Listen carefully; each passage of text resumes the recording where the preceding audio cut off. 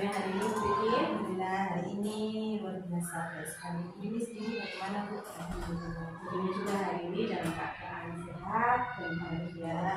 Bu Titi, jadi gini, pada kegiatan pasca observasi ini tujuannya adalah kami ingin mengajak Bu Titi untuk ngobrol banyak hal, khusus pada kegiatan yang sudah dilaksanakan di pertemuan sebelumnya. Nah, kemarin Bu Titi kan sudah melakukan kegiatan pembelajaran di kelas dengan saya sebagai observasi pada kegiatan pembelajaran tersebut. Sebelum saya menyampaikan beberapa catatan yang sudah saya catat, ada beberapa hal yang ingin saya tanyakan. Boleh Bu Titi? Boleh. Baik, terima kasih Bu Titi.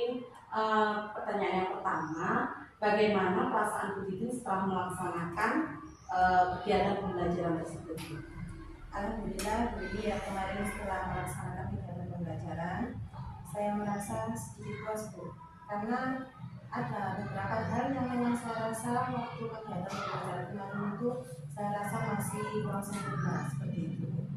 Iya, karena memang segala sesuatunya tidak bisa sempurna ya, jadi ya pasti tidak ada saja kurangnya. Bagaimana nantinya kita bisa memberikan solusi pada kekurangan-kekurangan yang ada. Kemudian bagaimana perasaan Bu Titi ketika kemarin melaksanakan kegiatan pembelajaran dengan kehadiran Bu ini di dalam kelas untuk mengobservasi kegiatan tersebut? Ya, karena apa ya, kemarin kan mungkin ada yang mengamati saya waktu di dalam kelas selama kegiatan pembelajaran. Jadi awalnya memang saya sedikit terganggu.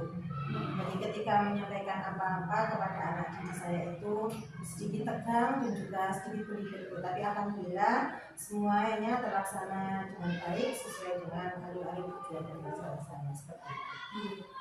Luar biasa sekali Bu Titi. Saya juga kemarin melihatnya juga ternyata pembelajaran Bu Titi di dalam kelas itu yang awalnya dikhawatirkan bahwasanya nanti muridnya kurang aktif gitu ya. Betul. Ternyata kemarin saya lihat itu muridnya itu luar biasa aktif sekali. Seperti itu Bu Titi ya. Kemudian Bu Titi bisa Bu Titi ceritakan kembali terkait proses pembelajaran yang kemarin dilaksanakan dalam kelas tersebut. Apakah area pengembangan yang ingin dikembangkan Bu Titi itu sudah terlampaui? Gitu. Awalnya proses pembelajaran memang sudah sesuai dengan proses pembelajaran yang saya buat. Jadi tujuan pembelajaran juga sudah saya sampaikan di awal, sintak-sintaknya pun juga sudah saya lakukan sesuai dengan urutannya, dan itu semuanya juga sudah terlampaui proses pembelajaran dari awal sampai akhir pembelajaran. Kemudian dari proses pembelajaran yang dilakukan Bu Titi kemarin itu, adakah hambatan yang dialami Ibu dalam kegiatan pembelajaran tersebut? Ya, di awal pembelajaran saya rasa itu tidak ada hambatan Bu, karena melihat siswa saya juga sudah aktif ketika memulai pembelajaran. Tapi setelah di tengah-tengah pembelajaran itu saya melihat ada beberapa siswa saya itu yang memang kurang aktif Bu. Ada yang diam, ada yang berbicara sendiri tanpa memperhatikan saya. Jadi itu yang menjadi catatan saya. Jadi saya selanjutnya itu harus mengcover kebutuhan siswa saya yang beragam itu. Jadi kan ada beberapa siswa itu yang maunya pembelajarannya seperti ini, siswa satunya itu seperti ini. Jadi itu yang menjadi catatan saya. Luar biasa sekali Bu Titi. Berarti dalam proses observasi Bu Titi kemarin ternyata menemukan kasus baru di situ ya. Ternyata di situ murid-muridnya itu terlihat banyak sekali gaya belajarnya yang berbeda dan beragam sekali seperti itu. Kemudian apa rencana Bu Titi ke depannya terkait pembelajaran di kelas untuk mengcover kebutuhan murid yang beragam tersebut ya? Jadi melihat siswa saya yang kurang antusias dan memiliki kebutuhan belajar yang berbeda-beda, mungkin untuk selanjutnya itu saya melaksanakan asesmen diagnosis Bu. Karena dari situlah hasil nanti itu saya bisa memetakan kebutuhan murid saya itu maunya belajarnya seperti apa. Jadi saya bisa memetakan dan hasil asesmen itu murid saya itu ada yang mau gaya belajarnya seperti ini, yang satunya seperti ini. Jadi kita melaksanakan pembelajaran itu sesuai dengan kebutuhan murid supaya nanti siswa itu bisa pembelajaran itu bisa terlaksana dengan baik dan bisa menerima pembelajaran dengan baik. Luar biasa sekali Bu Titin ya, berarti secara tidak langsung di situ Bu Titin sudah menemukan solusi nih. Bagaimana pembelajaran saya selanjutnya ketika saya menemukan kebutuhan belajar siswa saya itu ternyata beragam di kelas itu, gitu ya Bu. Terkait dengan rencana Bu Titin untuk melakukan pembelajaran berdiferensiasi itu, kapan kira-kira dilakukan Bu? Ya. Jadi untuk kedepannya ya selanjutnya itu langsung saya laksanakan tuh, karena kalau kita lihat kan nanti siswa saya itu kurang antusias, tetapi kan setiap siswa kan berbeda, ada yang ketika kita kasih materi langsung tanggap, satunya itu kurang, ya kan tingkat kemampuan siswa itu juga berbeda. Jadi setelah untuk pertemuan selanjutnya langsung saya melaksanakan asesmen awal untuk mengetahui kebutuhan gaya belajar siswa saya seperti itu.